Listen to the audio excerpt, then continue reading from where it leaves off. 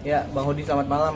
Bang, Selamat malam. boleh dijelaskan kemarin kunjungan untuk yang kesekian ya ke Sukabumi dalam kasus bullying Abang Tangan itu kemarin seperti apa hasilnya, Bang?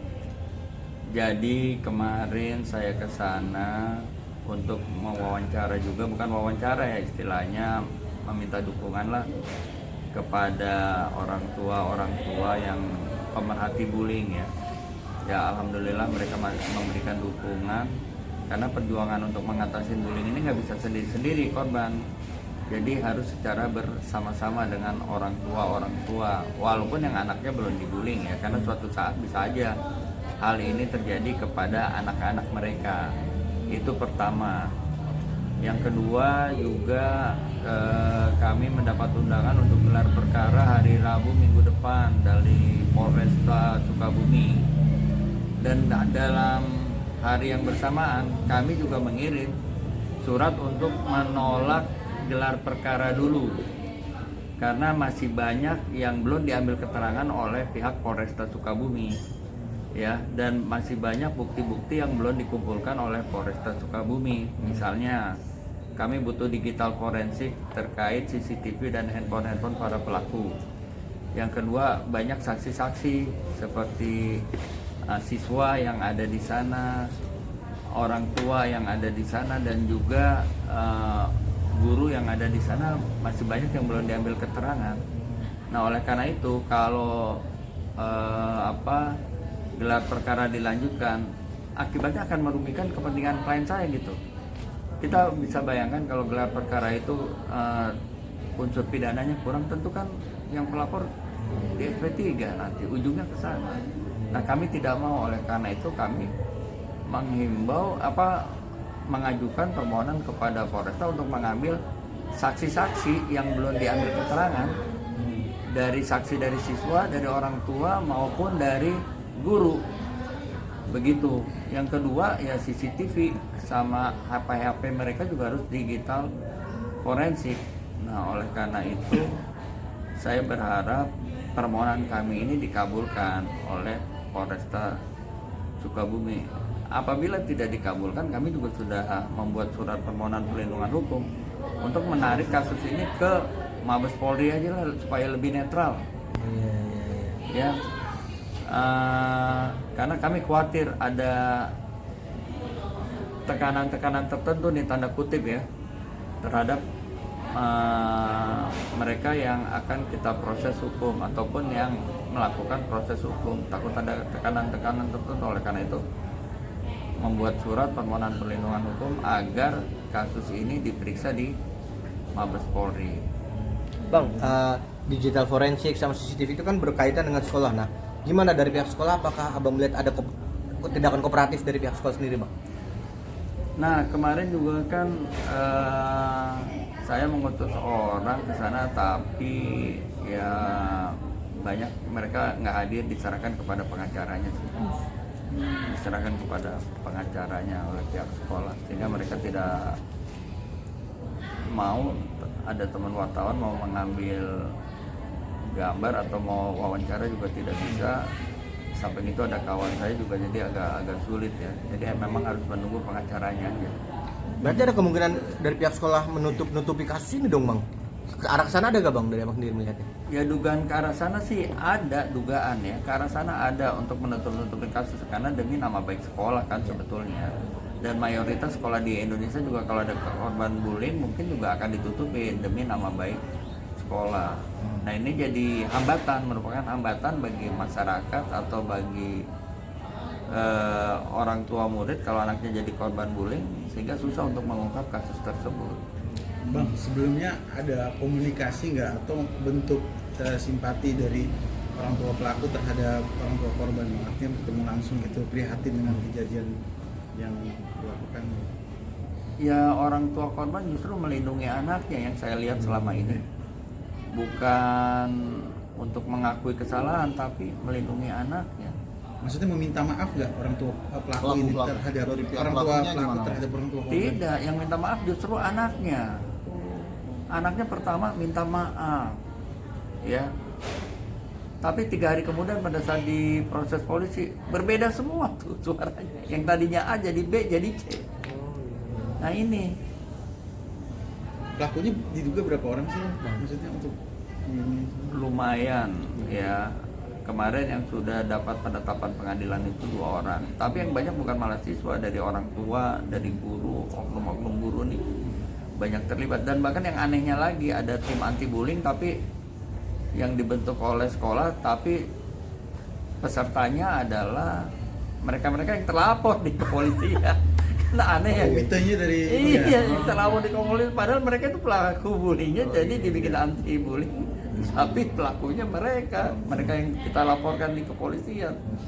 Ada Bang, pemicunya nggak sih Bang? Kalau ada cerita dari pihak korban, pemicunya apa sih sebenarnya? Pemicunya ya tadi bahwa korban bullying itu dijadikan model di sekolah karena anaknya kan ganteng jadi model. Nah jadi model ada yang tidak suka gitu, kenapa dia jadi model, akhirnya terjadi bullying.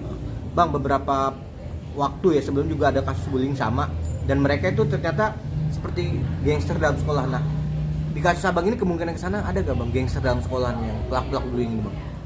Nah kalau geng-gengan itu ya dugaan saya sih pasti ada ya. Jangan kan di sekolah, orang tuanya juga di sana saya lihat geng-gengan, kelompok-kelompok. Iya nggak? Seperti itu.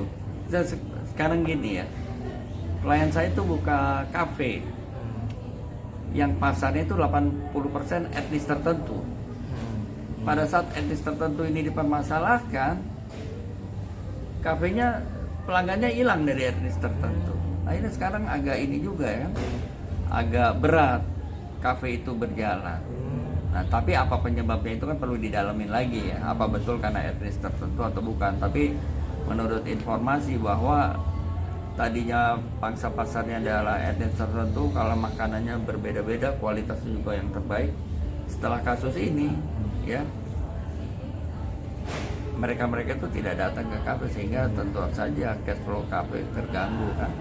Gitu kan. Karena di framing ya. Berarti efek lainnya ini dari orang tua korban adalah bisnisnya ikut katakanlah meredup Bang ya. Meredup karena di fitnah, seakan-akan melakukan sara, seakan-akan benci kepada etnis tertentu. Padahal korban bullying bukan dari anak dia saja, sebelumnya ada yang berbeda agama, berbeda etnis juga ada korban bullying, cuman itu tidak muncul. Bahkan sudah ada juga yang buat laporan ke polisi, minta dicabut. Jadi yang jadi masalah adalah di sekolah ini sumber masalahnya. Tidak punya manajemen bullying untuk mengantisipasi terjadinya bullying dan bagaimana menyelesaikan bullying. Jadi terkesan sekolah ini menutupi, seakan-akan sekolah itu bersih, tidak ada bullying di kantor, di sekolahnya, dan kalau terjadi bullying itu hanya kenakalan anak-anak gitu. Bang, balik lagi ke gelar perkara Bang, apabila memang sudah ditetapkan tapi forensik, digital forensik dan CCTV belum diserahkan, Abang menerima gitu aja gak Bang? Dalam arti gimana nerima? Kalau gelar perkara tetap diadakan ya? Iya. Atau ada upaya hukum lainnya? Oh iya, kami udah protes kok. Sebulan itu juga kami udah bikin surat permohonan perlindungan hukum kepada Kapolri. Iya, kepada Kapolda agar gelar perkara ini ditunda dulu sampai saksi-saksi ya kan diambil keterangan semua, bukti-bukti dikumpulkan. Jangan sampai gelar perkara bukti belum dikumpulkan, keterangan saksi-saksi hanya terbatas padahal masih banyak saksi yang belum sudah dilakukan gelar perkara. Akhirnya kami yang dirugikan. Sekarang kan begini, CCTV sekolah, kami kan tidak punya wewenang. Yang wewenang adalah penyidik. Terus handphone pelaku, ya kan, dari orang tua, dari anak-anak atau dari guru, tidak punya wewenang meriksa handphone. Yang meriksa handphone kan penyidik. Makanya kami minta kepada penyidik untuk itu dulu, digital forensik dulu terkait CCTV dan handphone itu. Karena kan sekolah eksklusif, ya kan. Hari ini aja mungkin kalau kita bermasalah sama sekolah, ya mungkin bisa dipantau dan sebagainya, gerak kita terbatas. Oleh karena itu memiliki wewenang untuk itu adalah penyidik. Bang, Artinya dari pihak korban sendiri belum melihat CCTV dari Belum. Bang, kan kabarnya juga ada rekan Abang ya yang salah satu anak orang ternama ya ikut membantu ya? Iya, rekan saya dari anak orang ternama ya, Ya. di Sukabumi. Begitu. Apa Bang? Apa yang beliau bantu, mungkin bantu seperti apa yang diberikan kepada Abang? Apakah support atau apa? Iya, beliau support, tetap dukung ya kan. Terus memberi semangat anaknya korban bullying, memberi semangat orang tuanya, karena kan orang tua anak ini jadi fokus kepada penderitaan anaknya, merehabilitasi mentalnya agar kembali normal, terus kesehatannya juga diperhatikan karena kan kesehatannya parah, sehingga ingin kesehatan itu kembali seperti semula. Jadi orang tuanya fokus, jadi tidak begitu fokus malah kepada bisnisnya, karena beliau itu sayang sekali sama anaknya. Oke, mungkin terakhir langkah hukum abang nih untuk ke depan seperti apa? Artinya kan abang juga sudah Apa aja yang kesana, ya, diperjuangkan? apa aja yang abang Selain dalam waktu dekat ini, kewarasan. Bang? Nah, jadi langkah hukum yang lain adalah kami juga akan melaporkan kepada lembaga perlindungan konsumen kan. Anggap aja lah siswa sebagai konsumen itu dari sekolah. Iya. Ya, kita percaya kepada sekolah itu. Ya, tiga-tiganya putra klien saya itu disekolahkan anaknya di sana. Karena begitu percayanya dengan sekolah itu. Tapi endingnya seperti ini, buruk sekali. Nah, oleh karena itu nanti kami coba berkoordinasi ya terkait ini kepada beberapa lembaga termasuk kayak Komnas Anak ya, dan kepada Komnas Anak, terus kepada lembaga-lembaga lain lah di luar kepolisian untuk menyelesaikan masalah ini.